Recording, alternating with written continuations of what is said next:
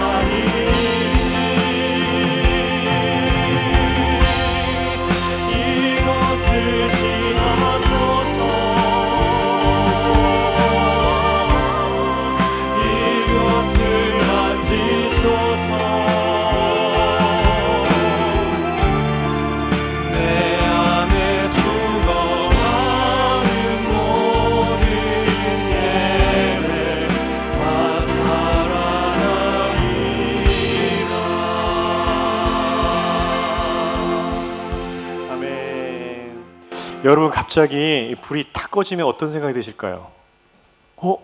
왜 이러지? 놀라실 거예요. 반응이 없으시네요. 가끔은 제가 내려가고 싶어요. 반응이 하나도 없어갖고.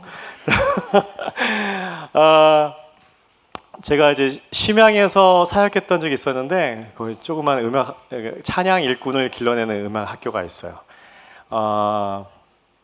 근데 심양인데 중국의 4대 도시 하나거든요. 근데 1시간 반만 떨어져도 막 전기가 막 나가요. 그래서 밤에 우리 신학생들하고 찬양을 이제 그 찬양 일꾼들이죠 하고 막 공부하고 하는데 불이 탁 꺼지는 거예요. 얼마나 놀랄게요. 근데 5년 전 일이니까 다행히 학생들이 스마트폰을 갖고 비치기도 하고 촛불도 켜고 하고 그래서 수업을 막 하다가 빛이 딱 들어오니까 다들 어떤 행동을 했을까요? 빛이 딱 들어오니까 전부 약속하듯이 박수를 막 치고 했던 적이 있습니다. 우리가 예수님을 그렇게 대했으면 좋겠습니다. 예수님이 여러분이 없어졌을 때 놀라고 또 빛이 비쳤을 때에 기쁘고 박수치고 예수님이 여러분의 기쁨의 존재가 되게 옵니다. 저는 이 예수 우리들의 밝은 빛 찬양할 때마다 막 가슴이 설레요. 저만 설레는 게 아니라 여러분도 같이 설레는 찬양으로 마음으로 우리 이 찬양을 예배드렸으면 좋겠습니다.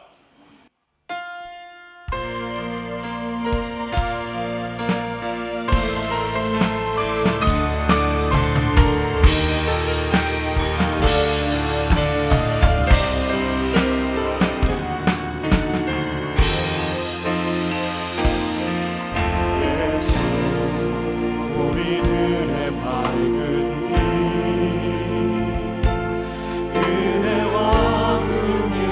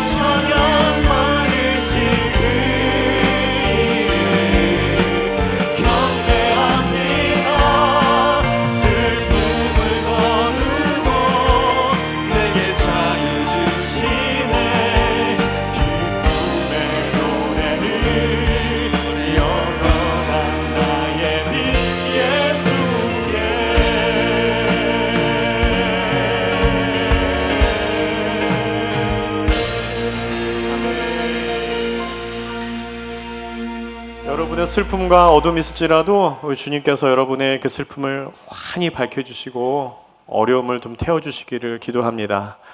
한 해를 지나가면은 여러분 내가 잘했어, 난 너무 잘 산 것 같아, 이런 마음이 드십니까? 아니면 내가 좀 더 잘할 걸, 그런 마음이 더 드십니까? 어떤 게 드세요? 후회가 더 많이 들지요? 네, 저도 그렇습니다. 그럼에도 불구하고도 내가 좀 더 열심히 살았으면 더 이 사업이 잘 되지 않았을까, 내가 더 열심히 하나님을 섬기면 좋아하지 않았을까 하는 가운데 있을지라도 여러분, 하나님께서 여러분 항상 영역을 동행하셨고 이 순간에 함께 계십니다. 우리 아쉬움과 슬픔을 다 하나님께서 기억하시고 우리를 기쁨으로 바꿔주실 것입니다. 우리 함께 다시 한번 찬양으로 예배할 때에 이 가사 하나가 여러분을 위로했으면 좋겠습니다. 함께 찬양하겠습니다.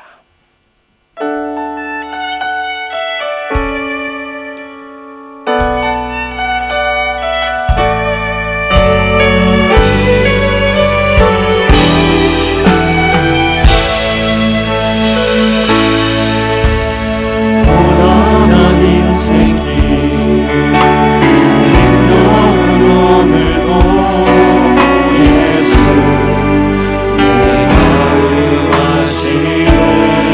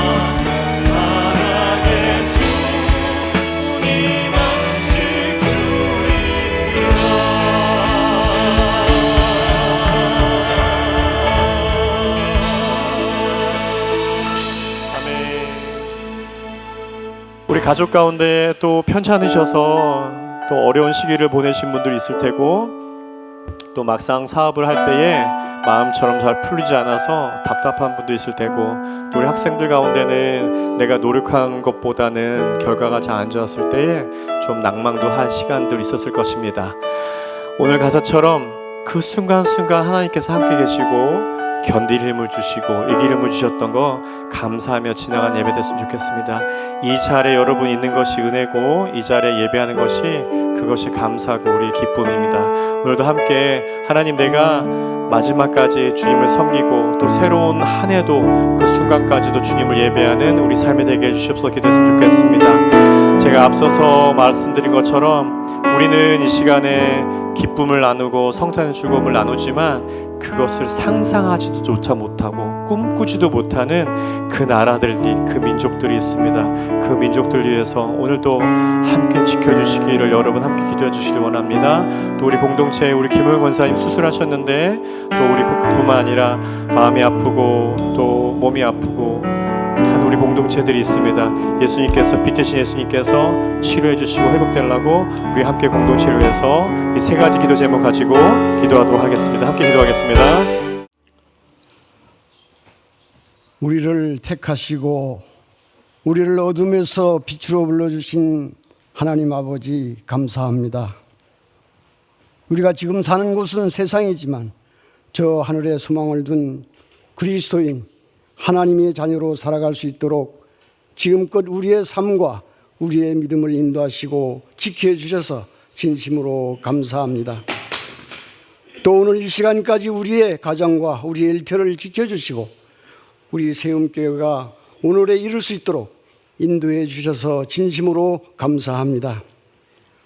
무엇보다도 오늘 이 자리에 나와서 하나님을 예배할 수 있는 건강과 믿음을 주시고 세상에 주는 악한 환경과 유혹을 이길 수 있게 하여 주시니 진심으로 감사합니다. 하나님 아버지, 이제 우리에게 주신 2022년도 얼마 남지 않았습니다. 이제 남아있는 날들, 지나온 날들을 하루하루 뒤돌아보는 시간이 될 수 있도록 우리의 마음과 생각을 성령께서 주장하여 주시옵소서. 한 해 동안 강단을 통해서 우리에게 주신 말씀들 다시금 우리에게 떠올려 주셔서 그 말씀에 우리가 얼마나 순종하는 삶을 살았는지 다시금 생각하며 새롭게 마음을 다지는 시간들이 되게 하여 주옵시고, 연초에 주 안에서 계획하고 또 다짐했던 모든 일들 이 해가 저물기 전에 모두 다 매듭 지을 수 있도록 우리를 도와주시옵소서. 하나님 아버지, 한국 매스컴에 의하면 우리는 잘못을 해도 잘못을 인정하지 않고 잘못을 고치려 들지 않는 세상 풍조 그 시대에 살아가고 있습니다. 그러나 저희들은 빛의 자녀이고 그리스도인입니다. 우리의 잘못된 습관들 우리 스스로 인정하고 고칠 수 있는 마음이 우리로 있게 하여 주시옵시고, 또 신앙이 좋은 습관들은 지속할 수 있는 마음 그 결심이 저희들 모두에게 있게 하여 주시옵소서. 또 지난주 우리에게 주신 말씀처럼 우리 그리스도인들은 교회 건물에 십자가를 다는 것이 아니라 그리스도의 사랑으로 사랑해야 할 우리의 모든 이웃들 사랑하는 것입니다. 자그마한 그 무엇, 무심코 던진 말 한마디로 서로에게 상처가 되고 또 미움이 되어 불편해진 관계, 내가 죽어 화목제물이 되는 그 희생으로 서로에게 힘이 되고 도움이 되는 사랑의 좋은 관계가 되도록 우리를 도와주시옵소서. 이 시간 우리에게 말씀을 주시고자 세우신 목사님, 성령의 충만함을 주옵시고 말씀을 받는 우리에게도 동일함을 주셔서 주시는 말씀이 우리에게 위로와 치료, 고침이 되며 우리의 능력, 우리 지혜가 되어 세상을 능히 이기는 복된 생명의 말씀이 되게 하여 주시옵소서. 하나님 아버지, 예배 후에는 정한준 장로님, 김영구 장로님 은퇴식과 교회학교 졸업식이 있습니다. 오늘 은퇴하는 두 분 장로님, 심호하는 동안 여러 가지로 어려움이 많이 있었지만 오늘까지 아름답게 직분을 잘 감당할 수 있게 해주셔서 감사합니다. 우리 수고하신 두 분에게 하나님 이 시간 행복함을 선물하여 주시옵소서. 이제 두 분 교회가 정한 규정에 따라 오늘 은퇴를 하지만 하나님이 보배는 평생 은퇴가 없음을 알고 이후로도 교회와 그리스도의 아름다운 덕을 선전하는 일에 힘쓸 수 있도록 영육 간의 건강과 믿음을 다하여 주시옵소서. 또 오늘 어린이부를 졸업하고 청소년부로 진급하는 어린이들, 청소년부를 졸업하고 청년으로 가는 우리 젊은이들, 지금까지 함께 하시고 인도하심에 감사를 드립니다. 저들의 장래를 이 시간 축복하여 주옵시고 저들의 신앙 또한 한 단계 더 깊어질 수 있도록 한 사람 한 사람 하나님의 의로운 손으로 붙들어 주시고 역사하여 주시옵소서. 하나님 아버지, 우리 교회에서 성탄절을 준비하는 대강절 기간 동안 153 감사운동을 펼치게 해주셔서 감사합니다. 정말 이 운동을 하면서 하나님으로 같은 사랑과 은혜, 잊고 있거나 생각지 못했던 하나님의 역사를 더듬으며 다시금 감사하며 기뻐할 수 있게 해주셔서 진심으로 감사합니다. 이 운동이 성탄 전야 행사까지 계속 이어져서 성탄절을 우리 모두가 진정한 감사함으로 맞이하고 감사함으로 기뻐할 수 있게 하여 주시옵소서. 오늘 드려지는 우리의 모든 찬양과 우리의 모든 예배 순서를 하나님 기뻐 받아주시기를 원하옵고 감사하며 우리 주님 예수 그리스도의 이름으로 기도합니다. 아멘. 나는 전능하신 아버지 하나님 천지의 창조주를 믿습니다. 나는 그의 유일하신 아들 우리 주 예수 그리스도를 믿습니다.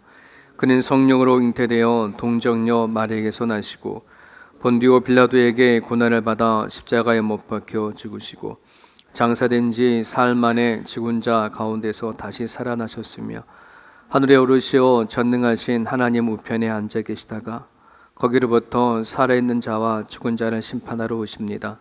나는 성령을 믿으며 거룩한 공교회와 성도의 교제와 죄를 용서받는 것과 몸의 부활과 영생을 믿습니다. 아멘. 아멘. 말씀 같이 봅니다. 데살로니가 전서 4장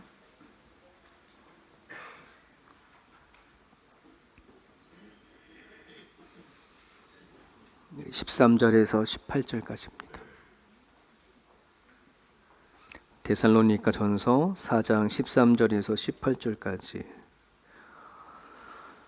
우리 같이 한 목소리로 읽겠습니다. 시작. 형제들아, 자는 자들에 관하여는 너희가 알지 못함을 우리가 원하지 아니하노니 이는 소망 없는 다른 이와 같이 슬퍼하지 않게 하려 함이라. 우리가 예수께서 죽으셨다가 다시 살아나심을 믿을진데 이와 같이 예수 안에서 자는 자들도 하나님이 그와 함께 데리고 오시리라. 우리가 주의 말씀으로 너희에게 이것을 말하노니 주께서 강림하실 때까지 우리의 살아남은 자도 자는 자보다 결코 앞서지 못하리라. 주께서 호령과 천사장의 소리와 하나님의 나팔 소리로 친히 하늘로부터 강림하시리니 그리스도 안에서 죽은 자들이 먼저 일어나고 그 후에 우리 살아남은 자도 그와 그들과 함께 구름 속으로 끌려 올려 공중에서 주를 영접하게 하시리니 그리하여 우리가 항상 주와 함께 있으리라. 그러므로 이러한 말로 서로 위로해라. 아멘. 박근혜 대통령 때에 있었던 큰 사건이 있었죠. 세월호 사고로 인해서 참 많은 우리 아이들이 목숨을 잃었던 그때가 있었습니다. 그게 마지막인 줄 알았는데 이번 정권에는 또 이태원 사건으로 인해서 정말 150명이나 훨씬 넘는 젊은 청년들이 목숨을 잃은 것을 보게 되어집니다. 그렇게 어리고 젊은 사람들이 죽는 그 모습 앞에 항상 그 뒤에 계신 부모님들을 생각하지 않을 수가 없어요. 우리가 가정을 세워가거나 또 인생을 살아가다 보면 우리 부모님에게 있는 모든 전부와 같고 소망이 자녀들 아니겠습니까? 근데 한순간에 그렇게 자녀를 잃었을 때에 부모님들의 마음은 어떠할까? 어떻게 그 힘든 인생을 견딜까 하는 생각을 떨쳐버릴 수 없어요. 세월호 사건 때도 그랬고 또 이태원 사고도 마찬가지로 우리들에게선 시간이 가면서 잊혀질 줄 모르지만은 그 부모님들은 살아내야 할 인생 가운데에 참 견디고 견뎌서 또 견딜 수 없어서 극단적인 선택을 하는 부모님도 계시고 심지어는 아이들도 스스로 목숨을 끊는 아이들도 있더라고요. 이번에 이태원 사고 때에 10대 아이들이 거기도 또 많이 이제 죽었잖아요. 친구 둘 같이 셋이서 갔는데 친구들이 그 앞에서 죽었어. 자기만 살아남은. 자기 혼자 살아남은 것에 대해서 미안해서 부모님 앞에 짧은 영상 남기고 스스로 목숨을 끊은 또 10대 이야기가 계속 들려주고 있습니다.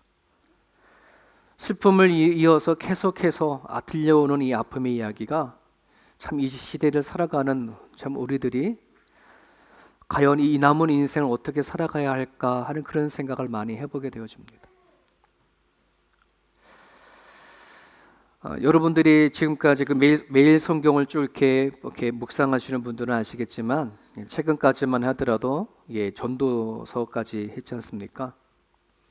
한 나라의 왕이었고 전혀 부족함이 없이 살았던 솔로몬, 돈이면 돈, 권력이면 권력, 그가 누릴 수 있는 모든 걸 다 누렸던 솔로몬이 인생의 끝자락에서 야, 참 인생은 헛되고 헛되도다 이런 얘기를 마무리를 하죠. 그러면서 인생에 대한 결론이 내린 게 뭐예요?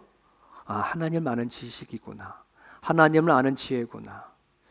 이거는 죽음으로 끝날 수밖에 없는 인간의 인생에 가장 큰 소망을 주기 때문에. 여러분, 죽음 앞에 우리가 오늘날 이 땅에서 겪는 수많은 고통과 아픔과 고민과 근심과 걱정은 다 멈춰버려. 왜? 그거보다 큰 게 없으니까. 그죠? 한번 여러분들이 지금 막 눈물을 흘리면서 해결되지 않은 문제와 아픔을 가지고 막 하는 그 문제가 내가 만약에 오늘 전 밤에 죽는다 한다면 그 문제가 되겠냐 말이지. 왜? 죽음보다 더 큰 문제가 없기 때문에 그렇습니다.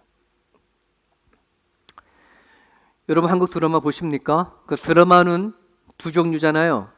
슬픈 엔딩으로 끝날 거냐, 새드 엔딩으로 끝날 거냐, 해피 엔딩으로 끝날 거냐.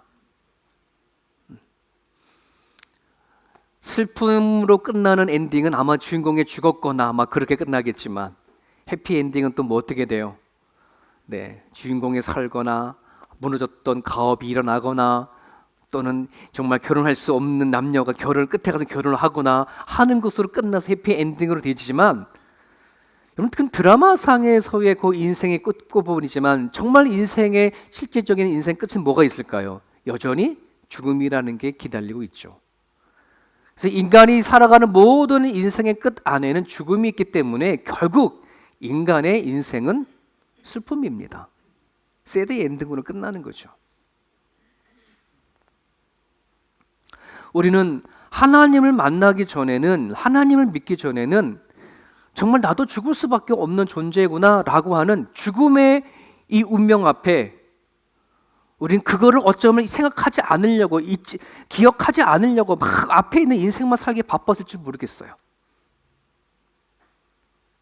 여러분은 언제 죽음에 대해서 깊이 생각해 보았나요? 저는 아마 어렸을 때 자랄 때에 그거에 대해서 별로 인식 없이 살다가 아버지가 중학교 3학년 때 딱 돌아가시고 나서는 죽음이 코앞에 있는지 알게 되어졌어요. 저는 우리 아버지는 안 죽는 줄 알았고 어머니는 안 죽는 줄 알았고 나도 안 죽을 것 같았었어요.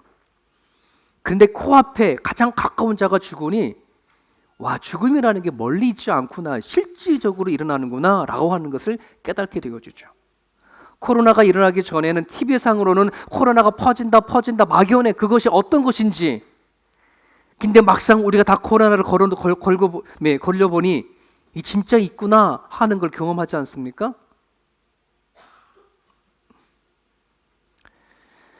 여러분, 드라마의 끝을 새드 엔딩으로 끝날 거냐, 해피 엔딩으로 끝날 거냐를 결정을 누가 하나요? 글을 쓰는 작가죠.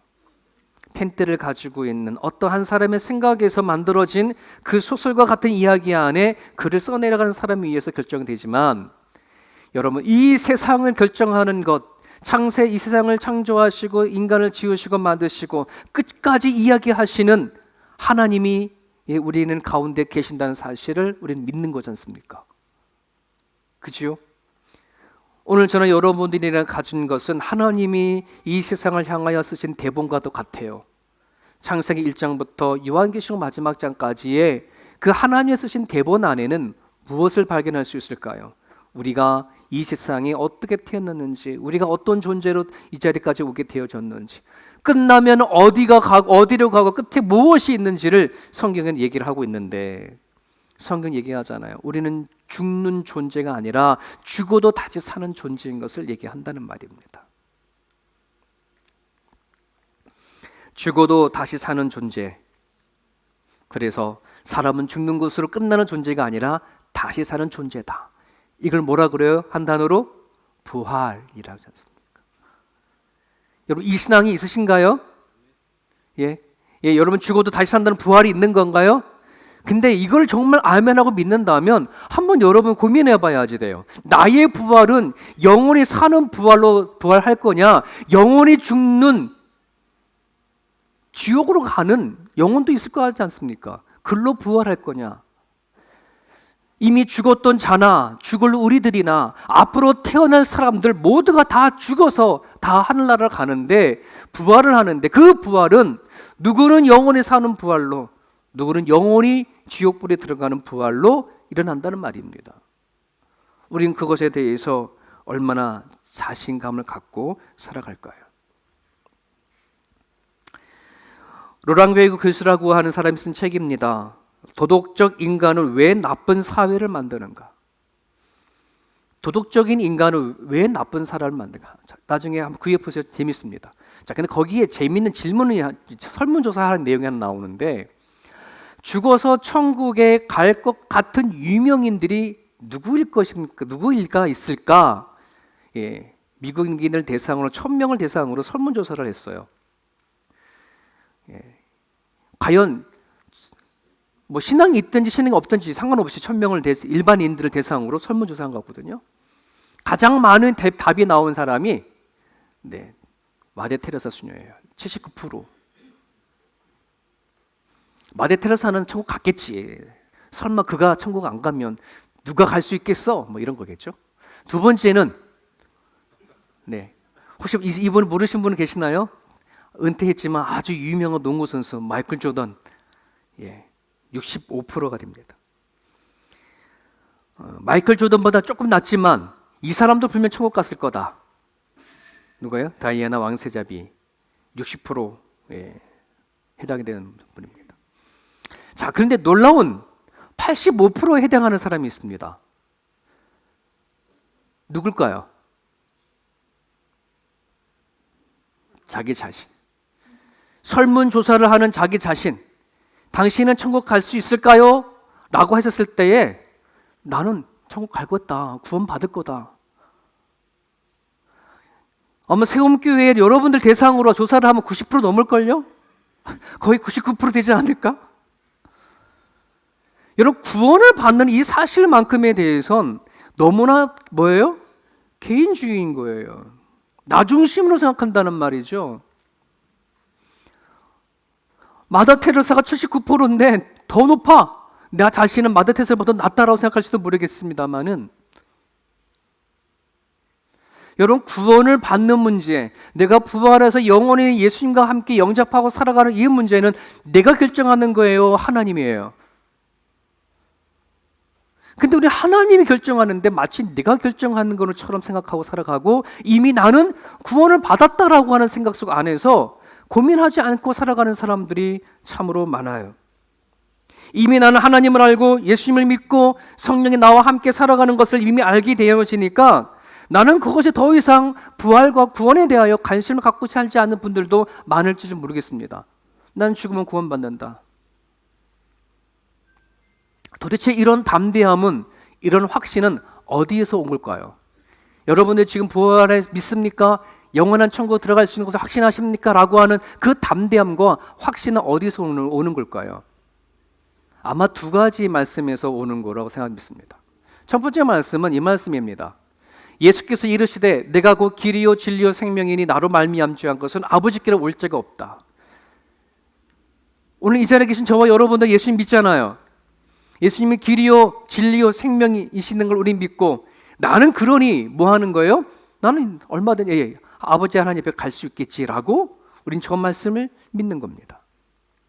사도행전 4장 12절에 다른 이로서는 구원을 받을 수 없나니 천하 사람 중에 구원 받을 만한 다른 이름을 우리에게 주신 일이 없음이라. 그죠?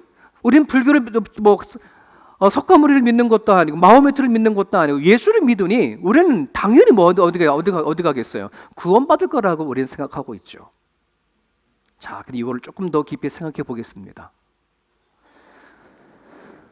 좀 전에 요한복음 14장 6절은 저 말씀은 누구에게 주신 말씀일까요? 저 말씀을 우리는 조금만 14장 6절을 딱 띄워놔서는 너무나 잘 알고 다 외워. 하지만 14장 5절을 몰라. 저게 누구한테 말씀인지 몰라. 누구한테 한 말씀일까요? 예수님의 제자 도마에게 한 말이에요. 도마, 다 잘 아시죠? 의심 많은 도마. 예수님과 오랫동안 약 3년간을 같이 먹고 마시며 같이 주무시고 예수님의 가르침을 받아서 예수님이 어떤 분이신지를 너무나 잘 알고 있는 도마에게 한 얘기예요. 도마야, 내가 곧 길이요 진리요 생명이니 나로 말미암지 않고는 아버지께로 올 자가 없어 라고 도마에게 말했어요. 예수를 모르는 자에게 말하는 게 아니라는 말이에요. 그러면 사도행전 4장 12절에 다른 이로 저거는 누구한테 한 말씀일까요? 저 말씀도 우리는 너무나 많이 들었던 말씀인데 누구한테 한 소리는 잘 몰라요. 그 배경을 잘 모르니 사도 베드로가 예수님을 십자가에 못 박혀 죽인 유대 종교 지도자들 앞에서 예수 성령을 충만해서 복음을 전하는 과정 가운데 하는 메시지예요. 베드로가 누구한테요? 유대 종교 지도자들, 즉 예수를 십자가에 못 박힌 사람들. 그 유대 종교 지도자는 예수를 알까요, 모를까요? 누구보다도 너무나 철저히 알고 연구하고 조사해서 면밀히 따져서 뭐 한 사람이에요? 예수를 십자가에 못 박힌 사람이란 말이에요. 그러한 사람에게 사도 베드로가 다른 이로서는 구원할 수 없는데 천하 만민에 준 것이 없어 예수가 아니면 너희는 구원 못 받아라고 얘기한 거예요. 자, 뭘 말씀드리고 싶으냐면 여기 공통점은 뭐냐 그러면 저 두 말씀이 누구한테 한 소리냐면 지나가는 아무지 하나님 예수님을 알지 못하는 사람들에게 예수님은 길이요 진리요 생명이다. 예수 믿으세요. 예수님이 아니면 천국 못 가요. 라고 믿지 아니하는 사람한테 얘기한 얘기가 아니라는 말이에요. 예수님을 누구보다도 잘 믿고 예수님을 누구보다 같이 동행했던 그 사람에게 하신 말씀이라는 말이에요. 저 말씀의 의미는 뭐냐면 이거예요. 너가 말로 고백하는 예수님이 너의 주인이라고 산다면, 정말 믿는다면 그 사실 그대로 살고 있느냐 하는 질문을 한 거예요. 도마에게든 유대 종교 지도자들에게 너네들이 하나님을 알고 예수를 아는데 과연 하나님이 어떤 분인지 예수가 어떤 사람인지 너가 연구하고 조사를 했다면 그 예수 아니면 천국 못 가, 이렇게 얘기한 거란 말이에요. 여러분, 우리는 생각하기를 저 메시지는 하나님을 알지 못하고 예수를 알지 못한 사람이 가가지고 전하는 복음의 메시지로만 살지 모르겠지만 아니요, 우리입니다. 저와 여러분들 모태신앙자들도 있지 않습니까? 예수를 믿은 지가 10년, 20년, 30년 되어지는 사람들 있잖아요. 그 우리에게 하신 말씀이에요. 우리에게. 정말 우리가 하나님을 나의 구주요, 나의 생명이요, 나의 주인이요 라고 우리가 믿는다면 정말 내가 그러냐, 예수가 길이고 생명이고 진리인지를 내가 그렇게 믿고 그대로 사냐 하는 질문을 우리는 반드시 내가 가지고 있어야 나의 부활이, 나의 구원이 실질적인 영원한 구원으로 되어주는 거예요. 그렇지 아니하면 막연하게 나도 구원받을 수 있을 거야 라고 생각하는 나 중심적인 구원론, 나 중심적인 부활을 생각할 수 있다는 말입니다. 오늘 마지막 절이죠. 4장 18절에 그러므로 이런 말로 서로 위하라. 이런 말이 어떤 말일까요? 바울이 전한 부활에 대한 이야기, 바울이 데살로니가에 그에게 선포했던 복음, 이 말이 너한테 있냐? 죽어도 다시 살고 다시 살아서 하나님을 만날 거라고 하는 이 메시지에 대한 확신을 가지고 있냐? 예수가 길이요 진리요 생명이라고 하는 이 메시지가 확실히 가지고 있냐? 그러면 너가 정말 예수님을 통해 위로 좀 받아. 제발 그 말씀을 가지고 위로 좀 해. 이런 얘긴데.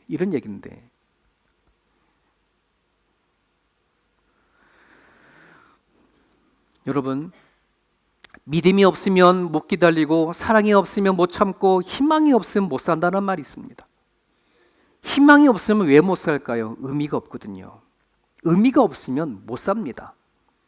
내가 살아가는 데 있어서 남은 인생에 대하여서 하나님 안에 해석되어지는, 하나님 안에 찾아오는 의미를 갖지 못하게 되어지면 우리는 사는 게 아니라 그냥 못 사는 겁니다.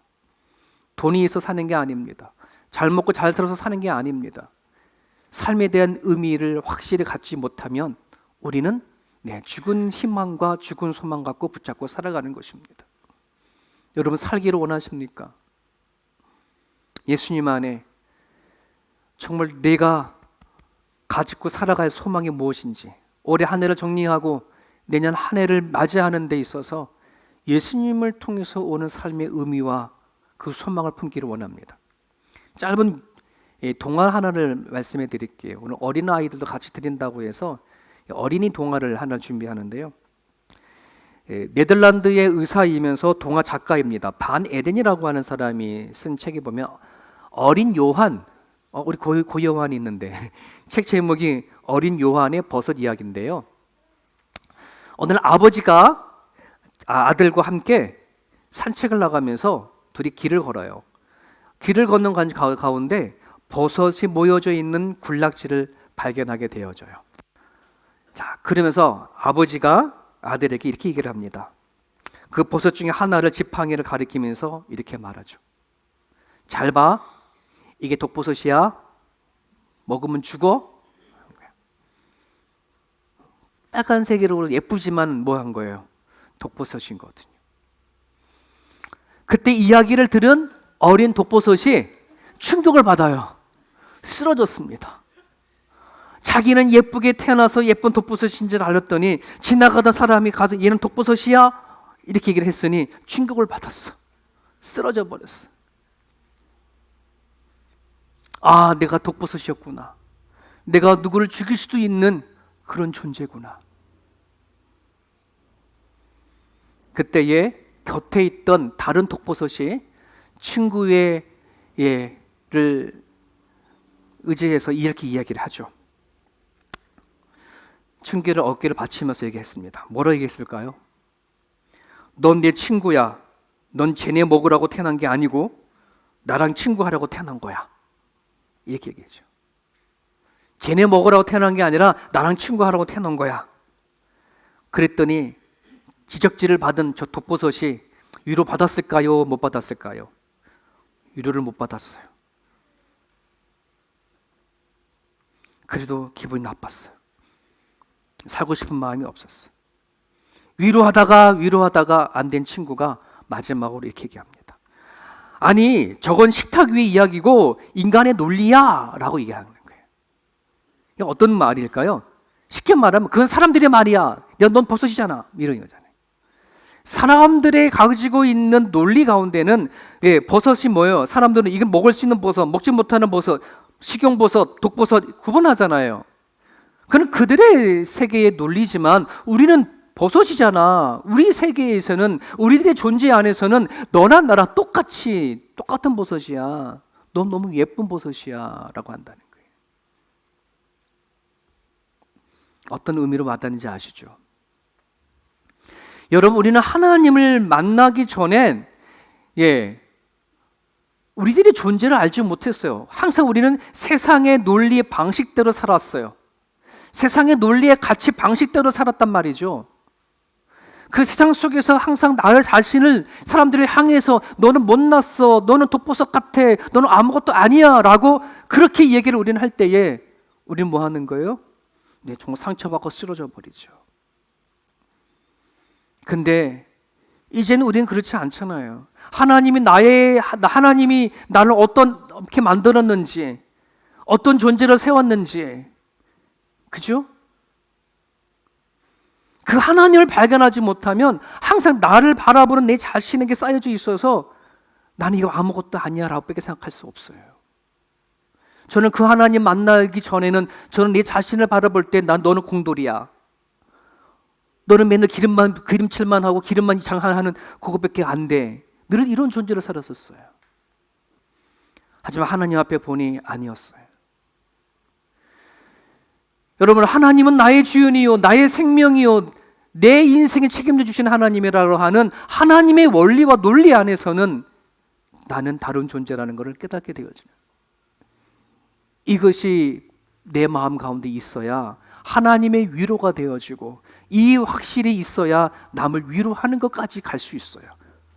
우리는 무슨 말로 위로할까요? 세상 말로 위로 못해요. 세상 말로 위로해봤자 뭐예요? 상처만 줘요. 그게 욥기에서 이야기하지 않습니까? 욥의 친구들이 욥을 찾아와 위로한다는 거 하는 것이 뭐예요? 세상의 방식과 논리를 가지고 위로했지, 하늘의 방식과 하나님의 논리를 가지고 위로하지 않잖아요. 여러분, 오늘 세움교회가요, 하나님의 논리와 하나님의 생각을 가지고 위로하지 아니하고 세상의 방식을 갖고 위로하고 논리를 해야 되면 상처를 주고 아픔을 주고 죽어져 자빠져 버려요.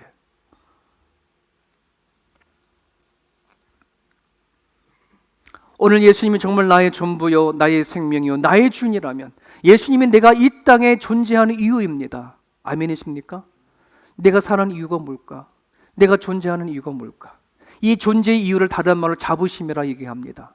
나의 자부심. 하나님이 내 아버지다. 하나님이 나의 주신 생명이다. 오늘 하나님이 나한테 생명 주시게 오늘 살아가는 것이지, 하나님이 오늘 내 생명을 가져버리면 내일이라는 날은 나한테는 있을 수가 없다. 여러분, 하나님의 자부심을 통해서 위로를 받으시고, 하나님의 자부심을 가지고 여러분들에게, 다른 사람들에게 위로하며 살아갈 수 있길 바랍니다.